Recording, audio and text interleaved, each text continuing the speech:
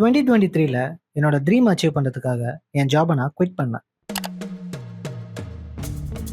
ஒரு டிசைனரா என்னோட லைஃப் இப்படியே சுத்திக்கிட்டே இருந்தாலும், ஆனா ஒரு ரைட்டரா என்னோட லைஃப் அப்படியே ஸ்டாப் ஆச்சு.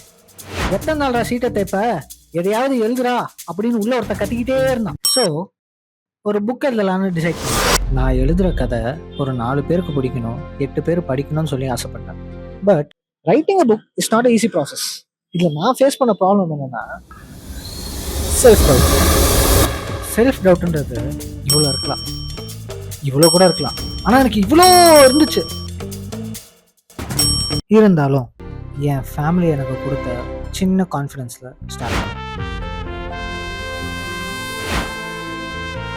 ஒரு வழியா அந்த புக்கை நான் எழுதி முடிச்சிட்டேன். ஸோ நீங்க கேட்கலாம், அப்படி என்னடா ஒரு புக் எழுதுனா 2 வருஷமா அப்படின்னு சொல்லி. எதை பத்தி அந்த புக்கு, அது எப்போ பப்ளிஷ் பண்ண போறேன், எல்லாத்தையும் நான் ஐயோ, நீங்க இங்க இருங்க, ஸ்டே டியூன், நான் வந்துடுறேன். இந்த விஷயத்தை நான் பண்ணலன்னா என் வீட்டில் நான் தான் அடி வாங்குவேன். ஸ்டே டியூன், வந்துடுறேன் வந்துடுறேன் வந்துடுறேன்.